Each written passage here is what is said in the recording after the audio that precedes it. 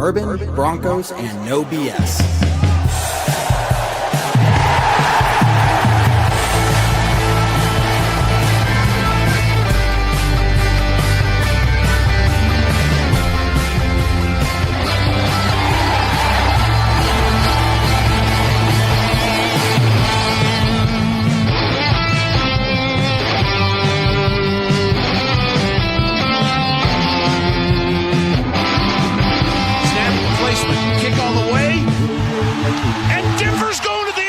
Championship game. Good evening, Broncos Country. Welcome to the first edition of the season for the Postgame podcast. My name's Kevin Dandino. My name's Kev Dan. I don't know why I said my full name. I never do that. But are you in trouble? Preseason. The Broncos are in trouble. I'm mad at them. I'm ready to use somebody's middle name, and it happened. But we're going to talk about, to start off, this last Friday's second preseason game. Obviously, the Broncos losing 33-13. Definitely some positives at the beginning of the game. So we'll talk about that, and then maybe we'll talk about other stuff. Please. But we got John, we got Adam. It's going to be a fantastic show, and more importantly, we got you guys, the fans, tuning in, posting your comments, your questions, letting us know what you want to talk about. We're going to go through. That's going to be a great show. So John, dude, postseason is done. You're back. We're here and ready to rock and roll. How you doing, man? I'm doing great. By the way, let me start off. Let me interrupt you. Gear number 7 for John here. Lucky number 7. We're rocking the jersey. Yeah, man. We're rocking number 7. It's going to be a lucky year. Going to the Super Bowl. It's got LA vibes going here. Ooh. No, it's good to see you, Adam. You as well. Year 3 for you, so that's awesome. I'm just looking forward to every Monday for the next 6 months being with you guys for an hour and just talking Broncos. It's been a long time. I've missed you. It sure does. It's been a while. The 6 months. I mean, the off season always feels like it's taken forever until we get to this point, and I'm like, that was fast in some ways, but not fast while you're actually going through it. Kind of hoping the team had a little bit more time to prepare and get ready for things, but I think they'll be good. We still got some time before the week 1 kickoff. 21 days, Riley Moss days away from Broncos versus Chiefs. So, Adam, how you feeling, and how you feeling about that? Let's see. How am I feeling about the game? Mixed bag. I did get to check. I got invited to the game. So my brother took me. He has upgraded his seats for this season. Ooh. So I was down on the first bowl in the south stands, which was a little bit different view of the game. So I did enjoy that. Bo Nix's first drive was good. And then everything just kind of went downhill from there. I can't say it was that bad. I mean, it looked like the Broncos weren't really in sync for most of for the 1 reps and 1 for the 2 reps, and then the game just kind of got away from them with the third team out there. It's an evaluation period for everybody, so you definitely want to see how people are performing when things aren't going so well. So there was plenty of time to look at stuff like that on Friday. Lots of agreed. Lots of learning to be done from that game. That's for sure. You learn more from losing than you do from winning, guys. Mm-hmm. No, and I think this team kind of needed that, especially the defense, right? You look back at how they ended last season in general, like the whole season last year, one of the top defenses, absolutely kicking butt, taking names, winning games for the Broncos, keeping the Broncos in the game for Bo Nix to go out there in clutch time and show what he's got there.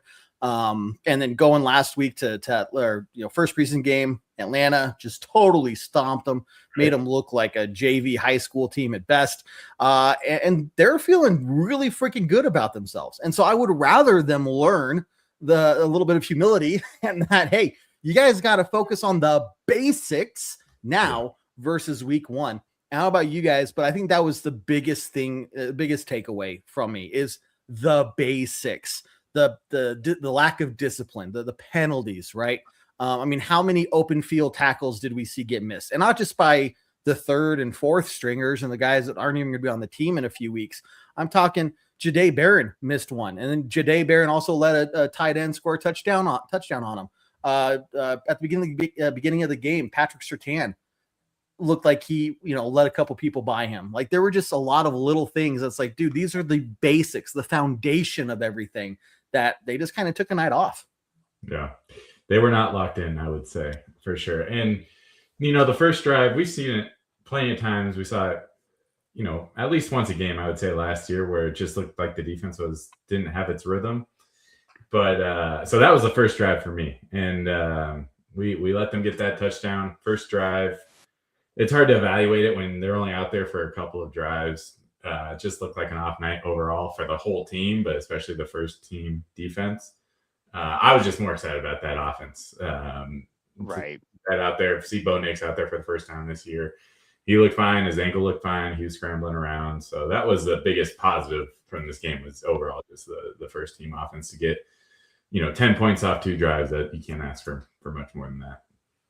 No, I heard one person talking about he thinks it didn't look like Bo could plant his foot on that bad ankle side or whatever. And I went back and looked, and I'm like, I don't see what you're talking about, man. Like he was mobile, he was planting his feet, he was making some good throws there. It was just really uplifting, I think you could say. Like just it brought some peace, right? Like I'm not worried about if I was in any way, shape, or form worried about it before. Look, the guy can go out there. It was his first game back. Obviously, it's not going to be perfect, especially with a vanilla kind of playbook, right? It wasn't perfect, but he looked really solid. He looked like, again, he could lead the team. He put touchdown on the opening drive. I mean, how many years did we go with, almost no touchdowns in the game, much less a touchdown in the opening drive? And we got to see that spark that's going to be the Bo Nix to Jalen Waddle connection. And I think they even said, the announcers on TV even talked about, like, Jalen Waddle had to slow down because he did have to give it down a little bit, slow down to catch the ball. And that's what Bo Nix was talking about. Like when it comes to Jalen Waddle, he has to throw sooner than what he's used to because of how fast and how quickly Jalen Waddle gets open. So that was a really great thing to see right there on that 35-yard pass. That was awesome. 25 yards and then an extra 10 yards after the catch. That's what we're going to expect from Waddle this year. And it is great to get a little, glimpse of it in the game. I'm curious if we're going to see that this week at all, but I'm good. I've seen what I've needed to see in the preseason. Right. For the regular season. I thought my understanding was that Sean wanted to play him in last week's game and this week's game. So Waddle or Bo? With Bo, I was under the impression that he wanted to play him in the last 2 games of the preseason. So, I mean, I can maybe see what Sean's thinking, but at the same time, man, I don't even know. That seems like playing with fire a little bit. I mean, especially after we've already we've had a freak injury with him in last year's playoffs. We don't need to get into that for the millionth time, but I mean, we saw what he did. We saw what he did in the game. He looked mobile. There were a couple of throws that maybe were a little wide to Sutton, which I thought it was a catch from the stadium side. I mean, I don't know what you guys saw. I thought it was a catch. It was inches from a catch. Borderline. Yeah. But little Jordan Humphrey had a similar catch that he took from Bo, or that he caught from Bo. So I mean, maybe some placement issues, but outside of that, like. And it already looks like there is a rapport with him and Waddle that we've seen, and that looks like a very real thing. So, I mean, I don't know that I really want to send him out there for a third game. I don't know about you guys. Yeah, I think the biggest benefit would be that connection to Waddle, maybe continuing to build on that, maybe see well, actually, I take that back. I think the biggest thing to gain is just getting the play calling from Davis Webb. And that's a whole new thing this year. And so that chemistry, building on that, is probably that, and the connection to Waddle being the 2 biggest things to gain from putting him out there. And, put him out for a couple series. Sure. I don't need to see a whole half from him. I don't know what Sean's planning on, but I don't need to see much more from that connection. No, it's not worth the risk. I think if you wouldn't play other starters out there, in the preseason, just a few of them or whatnot. That's fine. I know Sean was very frustrated, though. You could just see the look on his face on the sideline and his comments in the post-game press conference, just not impressed by what the team did at all. And it's not a dig at Bo or Waddle or, obviously the guys on what happened in the first 2 drives, but more of just a team kind of situation that needs to be addressed. And good for him to have it's a coachable moment for him, right? He needs to go out there and get everyone together. Vance Joseph needs to get the defense together and again, focus on the basics. But let's see. I do like Ken's comment here. A few guys out there who always hated Bo and just now making shit up out of his ankle. Yeah. And those guys, they're never going to admit they were wrong. It doesn't matter what Bo Nix could have a Peyton Manning 2012 or was it 2012 type of year and just break all these records and they'd still be like, Bo sucks. Yeah. Like, dude, okay, we get it. MVP season for them to start getting on the Bo train. Yeah, exactly. Which let's see. It's in him. He could do it. He could. Hey, you never know. It's only his 3rd year. The question now for Bo is, where is his ceiling? Yeah, I don't think we know that. I think that's a very interesting question because, typically young quarterbacks really come into their own in that 3rd season after regressing a little tiny bit in their 2nd year. And I think that curve is really kind of where Bo is landing a little bit. For as much as a regression as some people said he had last year, he was still in the top 10 in yardage, still in the top 10 in, I want to say, not completion percentage, but touchdowns, and he wasn't that far off from where he was to like the 5th spot. Was kind of in and around all those, yardsticks that people have for a top 10 quarterback. And I think the argument is that even as we see now that Bo is kind of in that 9 to 12 range, depending on who you talk to, that doesn't even take into account that the guy seems to have this special knack in the 4th quarter where he can go in and pull a game out of the fire. So all of those things added together kind of seemed like top 10 quarterback to me. And I think anybody who says differently is just kind of being a hater for the sake of it. That's my 2 cents. Look, 2 quarterbacks in NFL history have thrown for 600 passes in a year and led their team to 14 wins in a season. Those 2 quarterbacks are Patrick Mahomes and Bo freaking Nix. Like, dude, I'm just, again, where's the dude's ceiling? But this is the year I think we're going to really see that giant step forward. We saw it with Josh Allen too. Year 3 for him was a big step forward for him. And I think I would be surprised at the end of the year. You're just hearing everybody kind of loop in Patrick Mahomes, Josh Allen, Lamar Jackson, and Bo Nix in the mix as like top tier quarterbacks. And I think, you get the run game going between J.K. Dobbins, R.J. Harvey, now Jonah Coleman as well. Like, you have a really solid run attack game, the best offensive line in the NFL. Jalen Waddle, Cortland Sutton, Mims, and Pat Bryant. Like, this is an offense that on paper should just light other teams up. You know what I mean? Right. Theoretically, I think the knock, just go back to Bo for one comment. Everyone's saying, well, yeah, he has all these wins. That's great. But he was carried there by this great defense. And it's just like, I'm sorry. What's the most important stat? It's winning football games. And guess what? How many times has this guy came out of nowhere to lead us to a victory last year? So I don't want to hear it. I think Bo's amazing. I think he's way higher rated than people are giving credit for. And I think this could be the year just to put a bow around it. Year 3 is going to be his coming out year for like that. No one can deny that he is in that elite group. Exactly. I like this. Jeremy, I want to go back to your comment here. If you're talking about the pass to Cortland Sutton, if that's the one you're talking about, that was not a catch. That was close. It was close. He didn't have control. It was close. He did not have control until his feet were back up into the air. Okay. So the ball was coming down, his feet was down, and then he had control and his feet were in the air. Is this another Sutton? Well, let me ask you guys this. More importantly than whether the catch was, Do you think that was worthy of challenging? Yeah. Like if that happened in the regular season, would you look at that and say that at the beginning of the game, first quarter, that's worthy of a challenge? Was that the first drive? That was the first drive. Yeah. I don't know. It was close. I didn't mind him challenging, but I guess it's different mind frame when it's preseason. I guess that's fair. I don't know. I don't know if they challenge that if it's regular season. I mean, to kind of go along with John's point, every single challenge is literally probably in its own separate. You got to judge it on the circumstances that are going on at the time. I would say that probably in that instance, it's preseason and it's close. So yeah, why the hell not? Yeah, I think he had control, Kev. I don't think. I think you're wrong.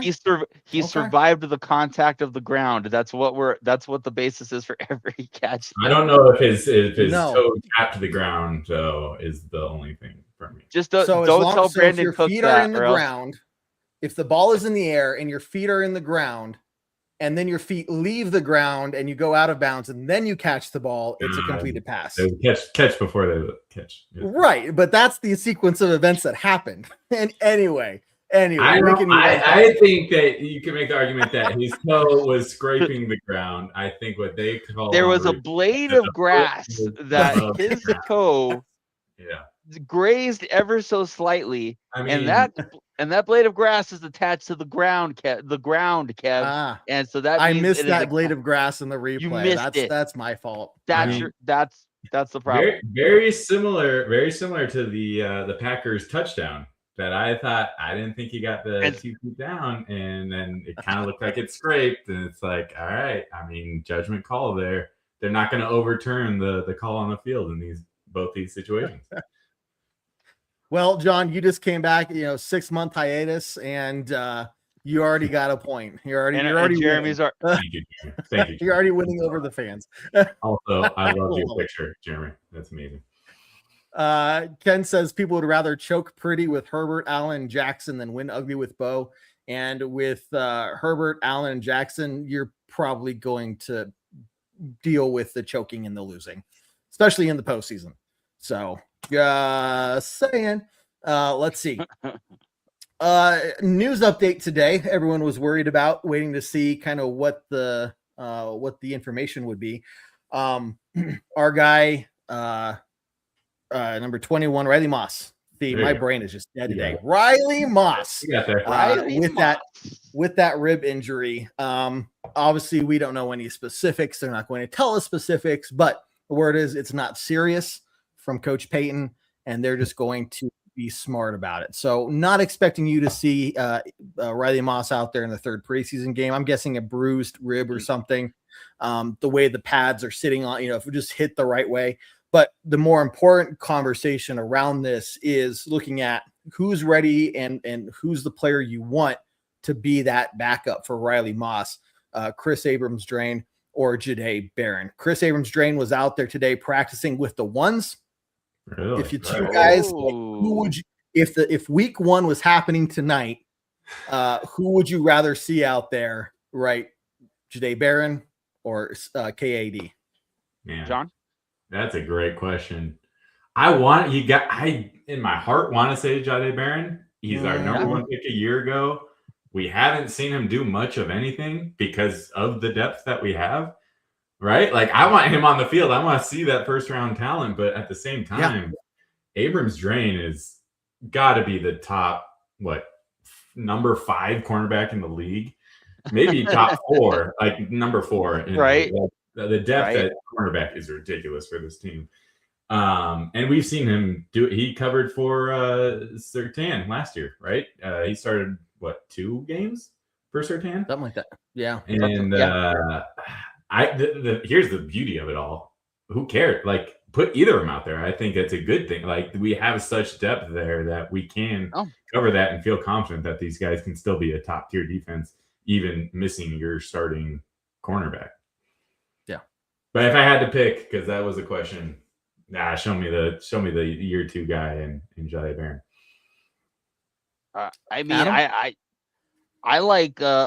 I definitely like Barron's talent. I would have said after last preseason game, yeah, I'd feel comfortable with 𝐏𝐸 there at the 2. After this week's game, I would say go 𝐾𝐸. And I also base that on you're gonna see a ton of traffic being the opposite corner of PS2. Do I want a guy who's maybe, this is a second year, he's been in mostly reserve role, hasn't really been counted on all that much? Or do I want a guy who does have a little bit of experience, has been at least a spot starter here and there? And it kind of depends on the game. Is this a game that we have to have, or is this a game that maybe is against, the Cardinals or the Raiders or something? So I don't know. For me, it would be 𝐾𝐸. That's who I would take. Just because, again, I don't know what I'm going to get from Barron at this point. I don't know if I'm going to get an 8 or if I'm going to get a 5. So at least with 𝐾𝐸, I know kind of where I'm going to get consistently. Yeah, I'd feel confident with either of them, but I do like your point, Adam, and also to your point, the first 6 games of the year is a bloodbath. So if Moss is going to miss time at the beginning of the year, which that's not what we're saying. Right. Sean Payton says he's going to be fine, although Sean Payton says everyone's going to be fine. It turns out in the preseason, they will be fine. It's not serious. Nothing seems to be serious when Sean Payton's at the podium when it comes to injury, anyways. But those first 6 weeks are brutal, and I wouldn't be upset at all if they say no, 𝐾𝐸's our guy starting there. I mean, I'd feel confident either way. The one thing, and I will give credit to Philip Lindsay for reminding me of this when he was talking about it on the radio today. Look back a couple of years ago, Kris Abrams-Draine, one of his first games that he started, was against the Chargers. Mm-hmm. And if you remember, not Phillip Rivers, Justin Herbert had only thrown like 2 interceptions that whole year. Maybe it was 3, but it was like 2 interceptions. The whole thing was like, you cannot get an interception against Justin Herbert. And then what did he go do? I think it was right before halftime. He went and he got a freaking interception. So it just, look, the guy's been around a little while longer. But you're right. I mean, first off, Richie, good evening, man. Appreciate good seeing you on the show from Orange and Blue Network there. Roller coaster kind of guy. So I think it is, I don't know if I agree with that. I don't see that. But I think what I would rather do at this point is see what that first round pick that we used on Jahdae Barron brings to the table. Put him out there in more of a other than just end of a preseason game. I would rather him go out there with the ones in this third preseason game and be like, dude, this is your chance to kind of show that you're the better of the two, right? Obviously Jahdae Barron is in no danger of being cut or not being on the roster or anything, but if you want him to, this is his chance to kind of step up and show what he can do. And so I'd be really interested to see what that looks like versus having him go back out there with the 2s and the 3s. So that's where I'm leaning towards. But again, hopefully this is something that just is a preseason talking point, and week 1 rolls around, Riley Moss is out there, and we're good to go. Right. Riley Moss has been having, from what I've been hearing, a hell of a camp. Yeah. This is a guy on a contract year. I mean, this is the year he's going to step up, and I'm looking forward to it. As long as you don't get these pass interference penalties. God damn. I think you would also probably, from like a draft perspective, want to see your first round pick get on the field sooner rather than later. I mean, not that, and again, that is kind of one of those things. If you have a pick, a first round pick who's playing here and a lower round pick playing here, there comes the thing, like you want to see the ROI with the first, even though the guy at the lower draft pick's playing better. So that is probably one of those things that they would like to maybe see Barron be a little bit more consistent. But again, it's a purely hypothetical thing. Jahdae Barron's going to play a ton as kind of these, where they can find space for him.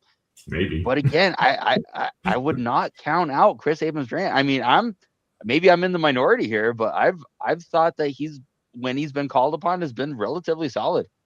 Yeah, he feels to me like more of a fill-in guy, where it feels like Barron, they actually have some sort of game plan of how he's going to play in a normal game.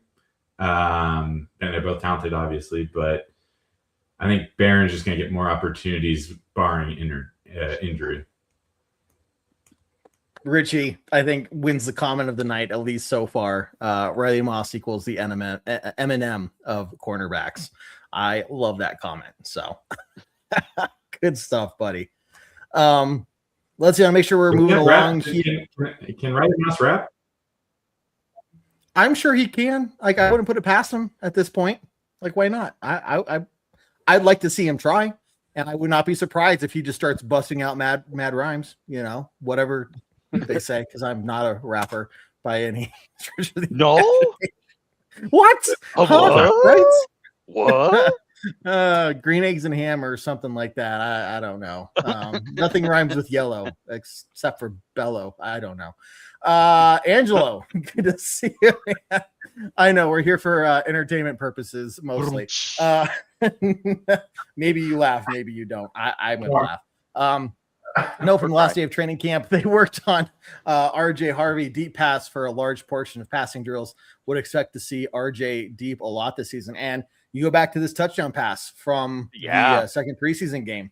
You know, that was a really well-run route. And the pass to just make sure it was in a position where it couldn't be intercepted or anything like that, and just right into the hands of 𝐁𝐸𝐻 was freaking perfect. What touch? That was such a nice pass. I mean, that and can't the ask for anything more. Those were the two that I was like, okay, I'm good. Clean it up. Call it a game. We're done. That was one of my big takeaways from the game too, is that with Jonah Coleman on the roster, I think you can expect to see maybe a dip in some of 𝐁𝐸𝐻's numbers. I don't think you're going to see a dip in the quality though. And that is where you can really exploit opposing defenses with 𝐁𝐸𝐻 is still in the passing game.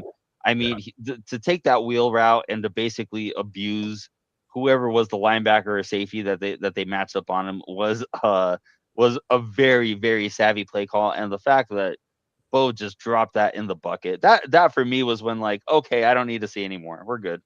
We're totally fine. Bo, you can go get a Gatorade and some sunflower seeds and call it a night, as far as I'm concerned, after that, seeing that toss.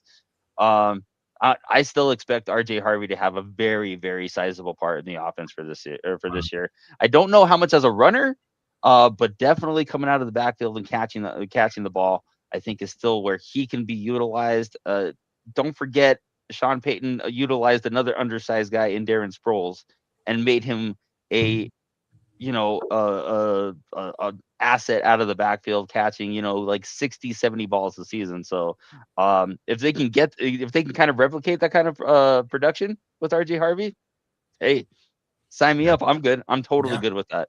And I think he has a more size than a Darren Sproles or a Reggie Bush. I think, he's going to fill that like Alvin Kamara type role, or Reggie Bush role, or Darren Sproles role. Where he's not gonna be running it up the middle. I mean, he's good bouncing it out to the outside, yes, of course. And then in the passing game, I mean, Kamara isn't getting 1,000-yard rushing seasons, but he's still getting 15, 16, 1,700 yards from scrimmage, mostly in the passing game. So I love how this running back room is built at this point compared to last year.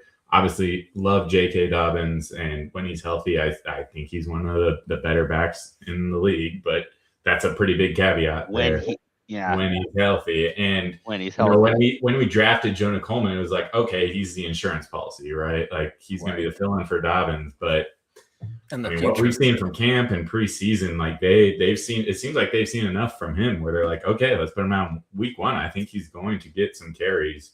I think he's going to take some carries away from J.K. Dobbins, which is great. I mean, less tread on the tires for J.K. and then get Jonah Coleman spun up for this season. And I think long term, looking past this season, I mean, we're in preseason, but we're going to look farther than that. That Jonah Coleman and 𝐁𝐸𝐻 connection could be that next dynamic duo that Sean Payton just puts together at running back. I think so, I'm waiting for the day, and I think week 1 you're going to see it. The 2 running back sets. You put J.K. Dobbins and 𝐁𝐸𝐻 out there. Are we throwing the ball or are we running the ball? What about Jonah Coleman or 𝐁𝐸𝐻? They're both out there. You're just confusing the defense, right? Like, which one are these guys going to do? versus, if it's just J.K. Dobbins back there, they're probably running the ball. You know what I mean? He can sneaky catch too, though. He did all right last year catching the ball. He did okay, but I think it's more like they can bet like 80% chance that we're gonna run the ball. But you put the other guy out there, and now it's like 50-50. Which way are they going to go? And you're just adding more pressure to the defense to try to figure out what you're doing. So I agree with you, Kevin. Okay, that's fair. I agree. Okay. When you're talking tight ends, I agree. But running backs, I think because we saw RJ run the ball when Dobbins was healthy. We still gave RJ the ball, even if it wasn't successful maybe all the time. But I don't think it's necessarily I think it's more of like they switch off series is what Sean Payton kind of does. Where you can correct me if I'm wrong on that. I don't know. We'll have to wait and see, because I think there's a big question mark still about how this Davis-Webb system is actually going to look. Yes, it's still the Sean Payton overall system and overall playbook, right? But how is Davis-Webb going to adapt that into the players we have, into Bo Nix's strength? And what Bo Nix was talking about a while ago, Davis-Webb is more of a peer, right? Versus Sean Payton is the superior. He is the mastermind. He is the expert. And, just kind of a different level, right? More of that mentor, higher level guy versus Davis-Webb, closer in age, both play that quarterback position. And I think just easier for them to understand what works better, right? When Bo says, I need this, I think Davis-Webb can kind of visualize that maybe a little bit better or whatnot. But either way, I mean, what is that actually going to translate to on the field? But what Richie said here, I do like this. His take is RJ is our new and way improved version of Jaleel McLaughlin, who I don't know if Jaleel McLaughlin will be on the team at the end of this preseason. I think it's a toss-up between him and Bidet, but I haven't seen enough from McLaughlin to say, like, hey, I am the guy that needs to stick with this, be on the active roster. I don't know. I mean, go ahead, Adam. I mean, you love Jaleel. You love guys like Jaleel McLaughlin because of the story that they tell, the fact that how hard they run, their work ethic is unmatched. They are just like, if you had 53 other guys, if you had 53 other McLaughlins, you'd be in good shape. But the sad fact of the matter is that Jaleel McLaughlin isn't as good as RJ Harvey, and he's not as good as Jonah Coleman at this point. And it sucks a little bit to see him trying to, make his case on the roster, running behind, the third offensive line and with any kind of consistency too. So I think Jaleel McLaughlin was what they always expected, or what they hoped RJ Harvey already is, and they just never kind of got that out of him. So they had to go find that guy, and that's why RJ Harvey is on the roster, and why RJ Harvey is probably going to be playing ahead of McLaughlin, and why McLaughlin may or may not even be a Bronco here in a couple weeks. Yeah. I mean, I love the story of Jaleel. A couple of years ago, he had 2 great games, and we're just like, okay, here's this next undrafted guy that is just going to be a breakout star. Right. And it just hasn't ever developed from there for me. And we've seen it this preseason between him and Bidet. Like, neither of them are inspiring for me. And this preseason has been, usually I like the preseason as much of a football nut as I am, just to see those guys that we never get to see. And this year, I just haven't found a compelling story really with this Broncos team of like that underrated guy that's going to make the team, that, all these things. I mean, but just talking about running backs, between Jaleel and Bidet, I mean, this guy Schrader, new to the team, honestly, he looks like he's giving more effort out there than those 2 other guys. So do I think he's going to be the one that makes the team? Probably not, but I don't have much hope for any of the 3 of them, and maybe all 3 of them end up on the practice squad, or 2 of them, and we're running with 3 running backs and Adam Prentice at fullback as our running back room. I don't know. I mean, that's probably going to be it. As far as playing time, that's what it's going to be. But I'm talking about just the 53-man roster. If we're going to carry 4 running backs, I'm not inspired by any of the number 4s. No. Well, and especially, No. I mean, Sean Payton's already talked about that. He doesn't really want to roll with 3 guys getting touches. He really wants to go just with 2 and kind of feed the hot hand a little bit. So to me, that would say that Dobbins and Harvey are going to be in the timeshare. Coleman is the guy that's going to steal a couple carries from either guy. Coleman stealing carries in the short yardage, maybe, or maybe in the passing game, because I think Coleman is an underrated pass catcher. I think he can do it all. Yeah, and Coleman's going to take carries away from Dobbins in the first and second down part of the game, because he still has that physical running style. So I don't know, where the I don't know where I was going with that, but basically I don't know that it's going to be a 3-person committee. I think it's going to be 2, with Coleman stealing a carry here and there. Yeah, I think he's getting 3 to 4 carries a game, early on, but also when the inevitable happens and J.K. Dobbins goes down, he still needs to get some experience beforehand so that he can jump in there. We can't just sit him on the sideline the entire time and just expect him to jump in without any experience at all. I don't know what you're talking about. J.K. Dobbins pinky promised me a full 17-game season. He did pinky promise all of us. All of us. He sat down True. and we all got in line, and he pinky promised every single one of us he would be healthy. So don't you be saying. But I hope that's true. Yeah, I mean, we'll see. But interesting enough, Richie's thought is JK and Coleman will split. RJ will be the one that's mixed in.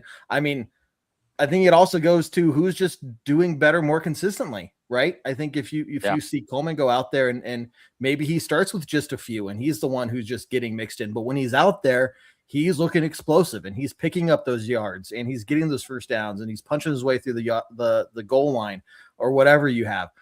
Maybe by the end of the season it looks different, right? I don't know. I would expect at the beginning of the season though that it would be more JK and RJ, and kind of giving Coleman a little chance to adjust, especially with the gauntlet we have the first 6 weeks of the season there. Okay, we've got some more comments I definitely want to get to in terms of tight end talk and undrafted rookie free agents that I want to get to as well. But it is halftime here at the Bourbon Broncos No BS post-game podcast. So let's go through a quick couple announcements. First off, this show starting tonight all the way through the end of the season, we are live on Mondays at 8 p.m. Mountain Time, breaking down the last week's game, talking about everything we saw, the good, the bad, and the ugly. And that's why we're better than the pregame podcast, because we do this even when it's an ugly game and the Broncos get their teeth kicked in, right? Those guys, they just get to talk about, oh, it's going to be amazing and the Broncos are going to win. And right. It's totally different. And a much bigger challenge to do this show, especially when the Broncos have lost. So I'm just going to throw that one out there. But do make sure that you also check out the pregame podcast, because those guys do a fantastic job breaking down the X's and the O's, getting you prepared for the game. That one is only on iTunes, Spotify, Google Play, Stitcher, wherever you listen to your podcast. Normally comes out at the end of the week. So make sure you're going to follow us on those platforms so that you can listen and tune in to the pregame podcast as well. Tuesdays, our flagship show, Bourbon Broncos and No BS, live at 7 p.m. Mountain Time. That's basically a year-round thing. You can count on us being live, giving you the latest information, catching up with you guys. Again, taking your questions, your comments, hearing everything that you have to say about the Broncos as we kind of wrap up the last week's game and then move forward to talking about what the Broncos need to do in the upcoming game as well. Game day. If you need something to do on game day, man, we got you covered. 1 hour before kickoff, we got our live tailgate talk show breaking down all the last minute information, the inactives list, any other news or breaking news or whatever to kind of get you guys set and ready for the game. Because I know when it's like, why isn't the game started yet? I just want the game to start. We're going to give you like an hour preview basically to get you hyped and in the mood and ready for kickoff. So make sure you join us 1 hour before kickoff of every single Broncos game. And then of course we are the original live halftime show. Check us out at the halftime of every single Broncos game for the halftime hash show, which we give our instant reactions and breakdown of the first half of the game and talk about what the Broncos need to do to win the second half of the game. Guys, also make sure that you're checking out our website, broncosandbourbon.com. If you missed out on the free sign-up period, Shucks, you're out of luck, but don't worry, I got you covered. It's only $1 right now. $1 one time to sign up, and you get this free full access. Sorry, guys, I might take you down here for a second as I pull up the website. Full access for everything on the website to include just a one-stop shop for all of our latest shows and podcasts. Some fantastic articles that Adam puts together. I even chime in from time to time. We do some group articles, but check out the website, broncosandbourbon.com. You could also type in Bourbon and Broncos or Broncos and Bourbon. Either way, it's going to take you to the same place because I bought both domains. So doesn't matter if you say it wrong. If you type it wrong, you're going to be taken right here and see all the cool stuff we have. We also got in the huddle page, tons of awesome features to include a fan forum. You can see the Broncos roster, the Broncos depth chart, Broncos history page if you want to get some information on Broncos history. And then starting on August 31st, the Pick'em Challenge is going to open where you can go through week by week and pick which teams you think are going to win every single game. There's going to be a winner at the end of every single week that's going to get a prize, some stickers from our gift shop. And then at the end of the season, there's going to be an overall prize winner as well. So you all get to compete against us, the hosts and everything here at Bourbon Broncos and No BS. See how you do against us. And it's a fun little challenge for everyone to do. So check that out with rules and prizes and whatnot. And then, of course, if you want to share your photos of your game day experiences, your Broncos man cave or whatever you have, you can share it here and kind of show off your Broncos fandom as well. But, of course, this all costs a single freaking $1. So go check it out. Sign up now because as soon as kickoff happens week 1 in 3 weeks, that price is going up to $5. So this is the time to get in on it right now and everything like that. So tons of awesome information. It's basically what I'm saying. It's ESPN, but made for Broncos fans. So that's the place you want to be. Do also want to give a couple of shout outs here. Michael, good comment, who I've saved this for now, man, because I wanted to make sure to fit it in here. He's taking out a business loan to support John's hair care. I've always wondered, John, how you've been managing to make it look so fantastic. But yeah, John's gone to the Hair Club Model of the Year, and it's no surprise that it's thanks to Mike. So thank you, Michael. It is appreciated. It is the reason I come on this show, so that I can. It's what pays for the hair throughout the year. Without it, I'd look like a chia pet, I swear. So thank you, Michael, and your donations are truly appreciated. Can we give John's hair a sponsorship? Can we try to do that? I already got it. I got Michael. So that's right. Maybe for the site, but I'm selfish here, and I just want to go to my hair. There. Okay. Well, that's fair. That's fair. A new note there from Richie. Yeah, go make sure you check out the Orange and Blue Network, guys. They have some fantastic coverage of the Broncos as well. But like he says, everyone here, like, comment, share, help us out. The biggest thing we want is more Broncos fans in these shows to just build up a bigger fan base. And again, just connect more of Broncos country wherever you guys are to just be able to talk Broncos and hang out. So make sure you go comment and help us out that way as well. Mike says it's tax deductible. Yeah. Good news for him on that. Get your deductions where you can. Kev, on the Pick'em page, if someone picks against the Broncos, are they automatically disqualified? I thought about adding that in, but figured that was just you know what? Maybe someone just has a bad feeling that week and they want to make the bad choice of picking against the Broncos, but they're going to suffer when the points come out and they got it wrong. Can you make that a permanent win on the website? Like you can't choose against the Broncos. It doesn't matter what the end result is. The Broncos just win. Like, you shouldn't be able to pick against the Broncos if you're going this way. Right. No, there are a couple ways you can get a bonus. If you get 7 correct guesses or more, you get an extra point. And then if you get a beautiful bonus, which is 10 correct guesses or more, you get a second bonus point. So you want to aim for that beautiful bonus to help you get those points added up throughout the end of the season. In a week, you have to get 10 or 7 in a week. Is that what you're saying? Yeah. Yep. Right, yeah.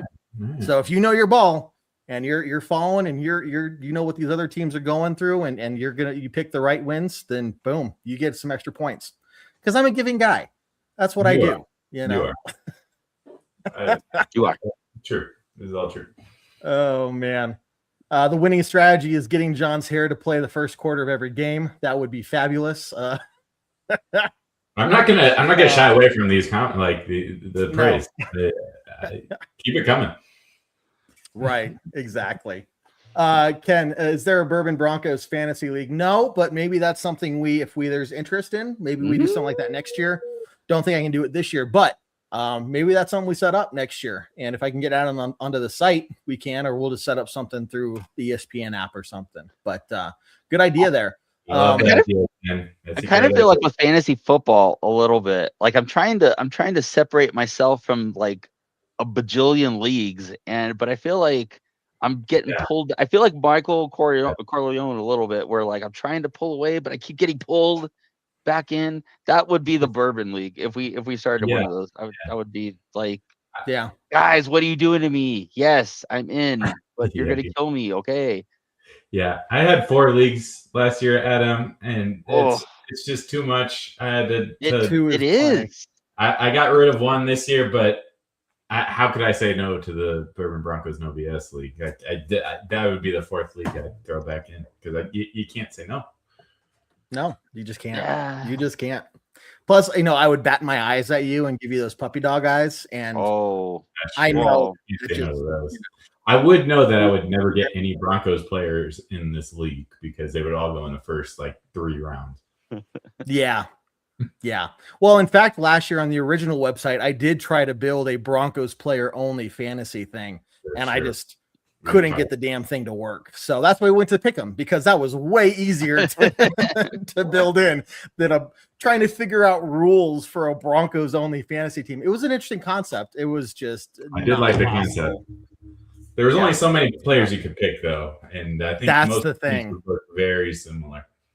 Yeah, that was the thing. There'd be too many ties, and there would be anyway. Sean, I was waiting for you specifically to chime in because I saw the score, and I was like, a lot of people were betting on the Packers to get 13 points, and we would win, but we got the 13 points, and I went back and I looked, and I saw you guess the Broncos to win 33-13, and close, but not quite. Wow. But if you don't know what Sean's talking about, we do a score prediction challenge during the Tailgate Talk show 1 hour before kickoff.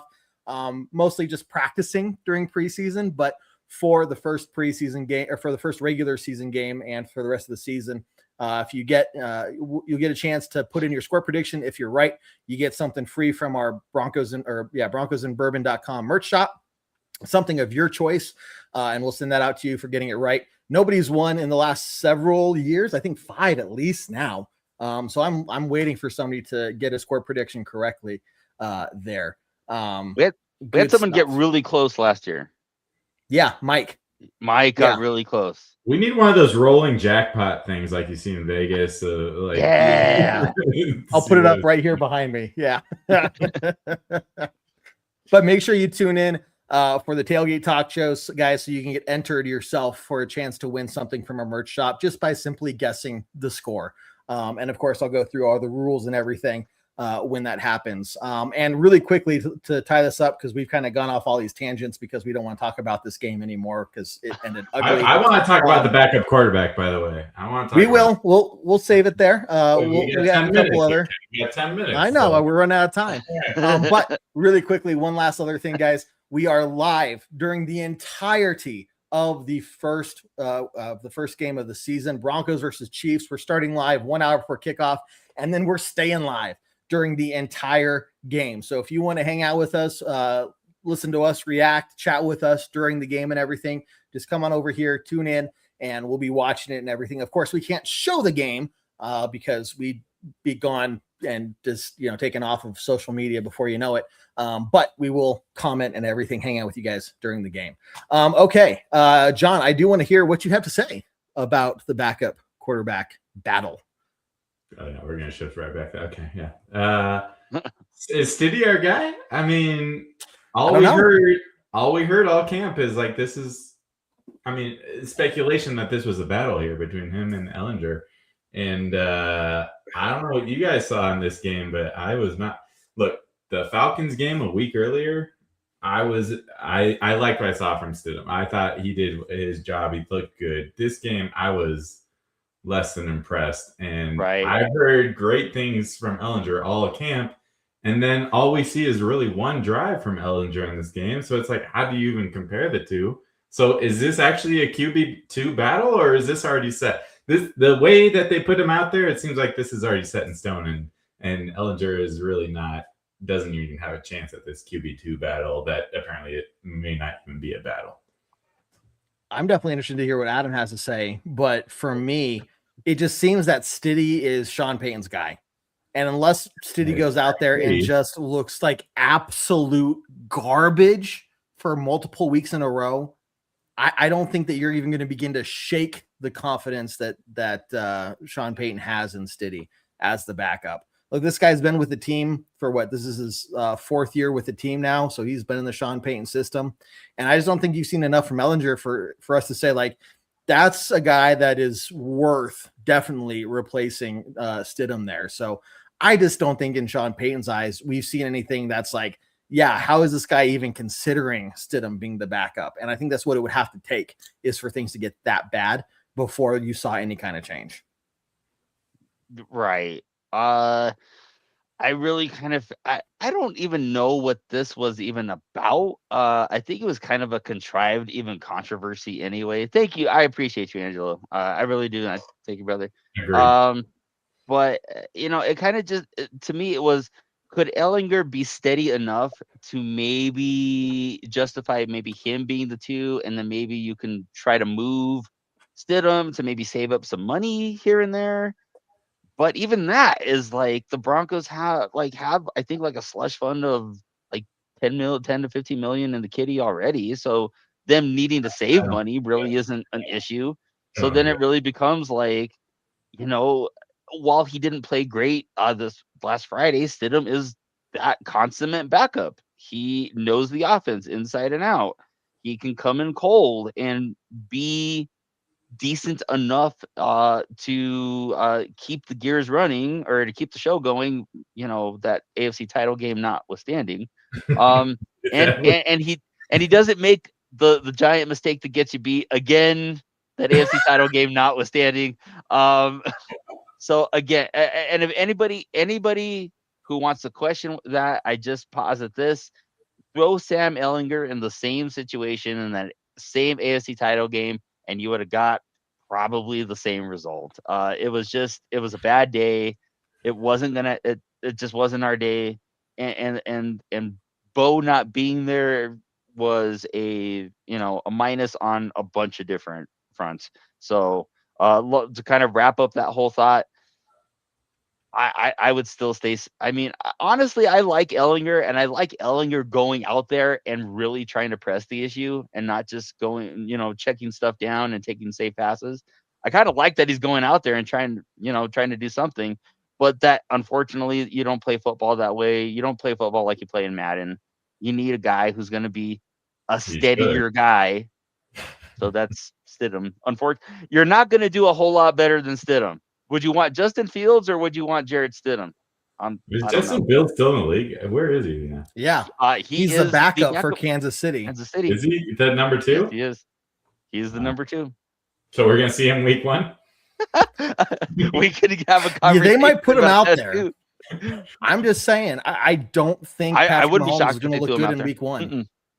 So I wouldn't be surprised by halftime you see a change, just because I don't see Mahomes looking good. Last clips I've seen from him, the knee brace that dude is wearing is massive. And again, I know we'd made a comment about somebody saying it didn't look like Bo Nix was planting his foot well, but for my untrained eye, it legitimately looked like Patrick Mahomes is throwing weird. And you've seen some of the clips too, where it's like, dude, where's that ball going? And I think you get him under pressure with the Broncos pass rush coming down out his face. Like he has to throw deep. I just don't see the accuracy being there yet. So I don't know. Like I could be very wrong. He'd go out there and just do Pat Mahomes things. But with the type of knee injury he had, devastating, right? And I just don't see him being fully ready by week 1. So is it worth the risk of putting him out there just because you're playing the Broncos, knowing that if he goes down, it could be for the entire season? Like this isn't just some podunk pass rush. This isn't the Browns they're playing in week 1, right? This is the Denver freaking Broncos pass rush you're playing against. And they're not going to let up on you just because your knee has a little boo-boo, right? They're going to hit you and they're going to bring you down. So I'm just saying, I don't know. If I was the Chiefs, I'd be thinking like it may not be worth it to deal with that on week 1 and give him another week or so of recovery. But that's just me. I don't know.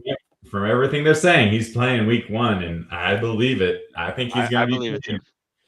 Not only is he going to have to deal with this week 1, but how's he going to be feeling in 8 weeks when we have to play him again in Denver? And I don't know. If I'm a Chiefs fan, I am very nervous about my starting quarterback and his health. Yeah. That's just I don't wish ill against him, even though he's a Chief. But it's a rough way to start the season coming off a major injury. Yeah. I mean, for a guy who's been known, I mean, that's kind of how his superpower is, being able to make plays on the perimeter, to find his way out of impossible pass rushes and still get the ball downfield. You saw that starting to kind of be minimized a little bit last year, even just through game plan. And now you're going to have a guy who's got a bum wheel. And again, I don't know that he's going to wow you with the athleticism, even just, before the injury. But now you take that is a step slower, and now he's going to have to get that confidence to be able to know the limitations of what the injury is going to have for him. No, those are all things that work to our advantage. And I mean, if he wants to, show the Stones to be ready week 1, bravo. That's good for you. I would love to be the team that is going to plant you 5 or 6 times in the turf at Arrowhead week 1, because our pass rush is not going to be the one that you want to get used to. You don't want that to be the ramp up defense that you see. So no. Okay. Definitely we're going to see in a few weeks. Quick question. What are the chances the Chiefs end up number 4 in the division? I'd say pretty low, just because the Raiders are the Raiders and the Raiders suck. I mean, the Raiders always suck. There's always the Raiders. But there's the Raiders. Number 3 in the division. Downhill here. Yeah, I think they're a solid 3rd place this year. I really do. Just because of the hits their defense took. Okay, but what are the chances they end up in 4th, you think? What percentage are you giving them? Oh, man. 3%. 3%. Yeah. I do not see the Raiders winning more than like 3 or 4 games, and I see the Raiders winning at least 5 or 6. Chiefs. You said the Raiders twice, but I assume you. Oh, yeah, Chiefs winning 5 or 6. Yeah. But I don't see the Raiders doing anything. Oh, wow. So I don't know. What about you? What you're the betting guy. I'll give you my answer. I want to hear Adam's thoughts on this. What percentage do you think they get last place in the division? I'd say like 10%. I think the injury could be a bit more substantial than what even what the Chiefs are letting on. They're a year older. They're retooled on the defensive side. They're probably going to need another free agency class and another draft to really get that unit back to where they really want it to. Kelsey's a year older. They didn't get any more athletic on the outside. Kenneth Walker's a good addition for them, but he's only a 1st and 2nd down guy. They don't run the ball. I would say that yes, there would be probably a 50-50 chance if the Raiders weren't in the division. But I think it's going to go Broncos, Chargers, Chiefs, and then Raiders. But I think the Chargers and the Chiefs I think they're in the battle for 2nd place on who's going to win the 2nd place this year.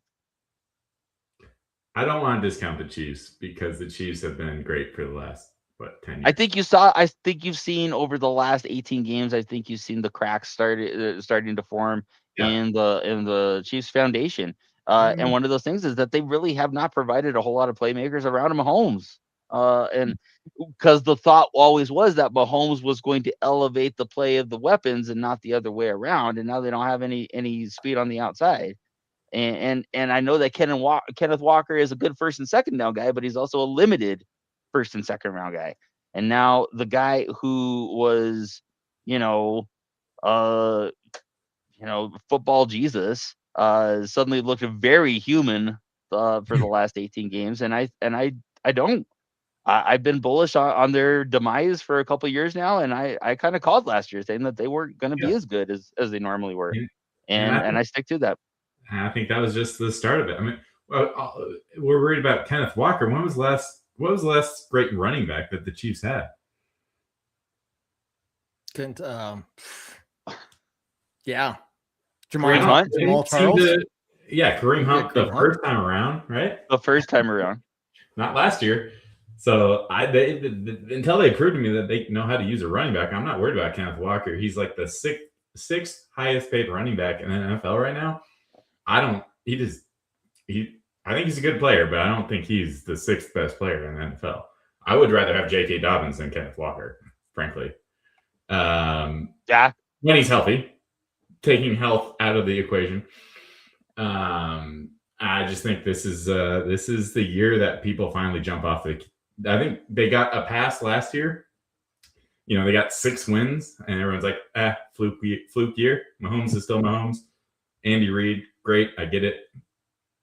Point taken. But I think this is the year that everyone jumps off the Chiefs bandwagon. I think there's a 30% chance that the Chiefs end up in last place this year. Okay. And I think everyone's also discounting the Raiders, which is the Raiders, so that's fair.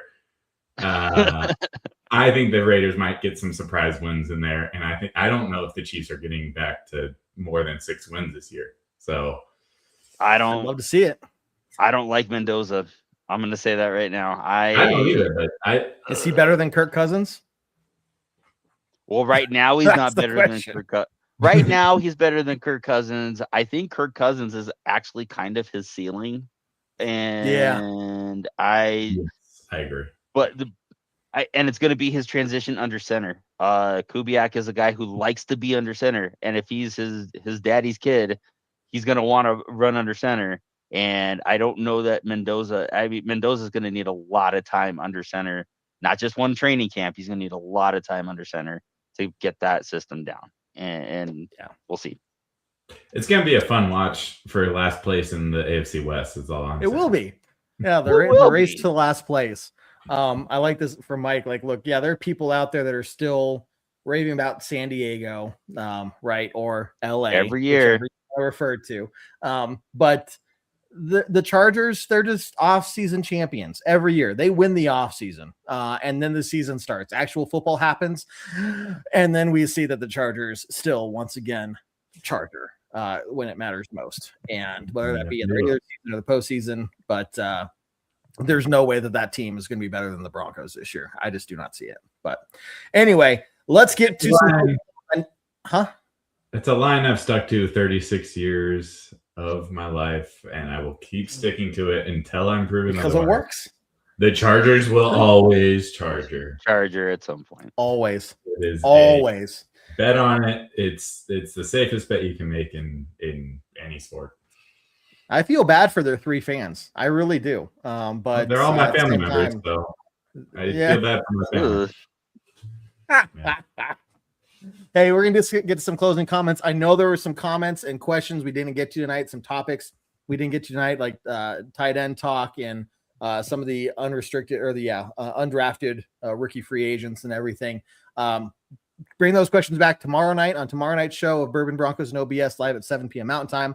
We'll talk about those then as well, as we also start getting ready to talk about the Vikings coming to town on Friday for the final preseason game before the Broncos start focusing all their attention on the Chiefs week 1, September 14th, which again, we will be live for the entirety of that game. So make sure you tune in for that. Okay, ground the horn. John, let's start with you, man. Closing thoughts. How are you feeling after this Broncos offseason, after the Broncos' first 2 preseason games, and where we go from here, man? Yeah, I guess I'll start negative so I can end positive. The last game was not pleasant to watch at all. I wish I could erase it from my memory. It is a preseason game, so I will take it with a grain of salt. But this is a Broncos team that is supposed to have one of the better depth players in the NFL, and I frankly didn't see it this week. I saw it with Atlanta. I felt good after Atlanta. I felt great after Atlanta. Did not come away with that from that game feeling like I felt a little disgusted, as disgusted as I could feel after a preseason game. But to your first point, all I've heard is good reviews and good commentary out of this team coming out of all of preseason, frankly. And we returned the team that almost went to the Super Bowl, the same roster, minus a Dre Greenlaw and a PJ Locke type of players. This is the most complete team, I think. I feel very good about it. And I feel good about the depth once you get past until you get into the third string. That's how I felt after this game. The third string is where I feel like maybe they can't compete. And it's like, okay, what are we even talking about at that point? So overall, to wrap it up, sorry for the dialogue, but no, I feel good about where the season is headed. I think everything looks positive, and the offense just looks so much better when Bo Nix is in the game. And I think I hope he proves that ankle injury was a fluke. And I'm sorry I mentioned it, Adam, but look, out of 2 years with the Broncos, this was the first major injury, and cost us a game, cost us a potential Super Bowl, which is a big deal. And people have been saying he's been battling injury, but as a Bronco, he really hasn't been until now. So I want to put that aside and give him the benefit of the doubt until we see something more major, and I hope that doesn't happen. Agreed. Oh, Adam, Mike says he missed the first quarter because DirecTV sucks, which, sorry, you missed because the only part of the game that was the quarter to watch, right? Right. But there was just so much as terrible as it was to sit through and watch ourselves. There was, I think, the most important part of the game was that second half because of the punch in the mouth we took, right? So, but what are your thoughts, dude? Closing thoughts. I think that, nobody's ever, super satisfied when you lose, but I also think that good things come out of things when you do lose. Sean Payton holding guys to a standard even during preseason. That's a good thing. The coaching staff's not treating this like a throwaway game, and they weren't treating it like, we didn't have our best night, but we'll get them in Kansas City and whatever. No, there was this is a standard that we hold for everybody, not just, our starting 22, but our third stringers too. And so I think that's really refreshing to still kind of get those moments, especially having to live through, nice guy Nathaniel Hackett, who didn't have a bad thing to say about anybody, and kind of cost him his job. And just past regimes who just always seem to get it wrong somewhere in their preparation or their game day tactics or whatever, what have you. So it's still refreshing to really have a coaching staff that is still concerned about the small details and holding people accountable for, to get the best 53 guys out there. And I think that's why you have a team that mostly got brought back, and you have a roster now where there's not really a ton of spots they're going to be up for grabs. I think honestly that there's probably only be a competition for the last 4 spots on the roster right now.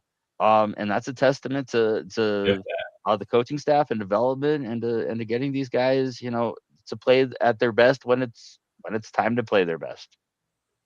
I like it. I don't like it. Yep. 8-game winning streak gone. 8-game That's preseason okay. winning streak gone. It had to end eventually. Had to end eventually. I'm still taking the Broncos spread this week in preseason Okay. because Sean Payton does not want to lose any game. No, especially 2 in a row. Ooh, I do not see that happening. I'm still taking Angelo is super stoked. The camps he went to seem very intense, very disciplined. The camps are not like any that he's been to. The guys are locked in, and that's what I expect to see this Friday night, right? This is their last chance to get everything together and kind of work out the kinks and find the things they need to hone in on prior to week 1. They know how important that week 1 game is. Like, you just go back 1 year, guys. Week 1 was the difference for us, basically getting that first round bye. It was also kicking the teeth for the Kansas City Chiefs to lose to a divisional team in week 1. So they don't want to lose to a divisional team in week 1 again, but it's going to happen because they're playing us, and it doesn't matter if it's Kansas City. Like, sorry, that's gonna be 2 years in a row for you guys. You suck. But the Broncos do know like the importance of the week 1. And it's not like, oh, it's just week 1. It doesn't matter. And so this is hopefully the messaging that they're getting after this last win or this last loss. It was just there's no reason for this at any point. When you put on the pads and you're out on the field, there is no taking it easy. There is no missing tackles. There is no taking unnecessary penalties. Like, this stuff is hot garbage, and we're not that team. We were 5 years ago. We're not now. So it's going to get turned around, and I'm really confident in that. So we will see. But anyway, Adam, John, you guys are fantastic. Everybody in the comments, love y'all. You guys are fantastic. The fans, appreciate all of you tuning in. Jose chiming in, getting ready for this is our 11th year here at Bourbon, Broncos, and No BS, as they cover up your face, John. But yeah, 11th year. Definitely appreciate the kind words and everything like that. So make sure you guys tune in tomorrow night, Tuesday at 7 p.m. Mountain Time, for our next episode of Bourbon, Broncos, and No BS. But with that, I've got nothing left to say other than to end the season opening episode of the Postgame podcast with a very strong Go Broncos! Let's go Broncos! Go Broncos! Cheers, guys. We'll catch you tomorrow.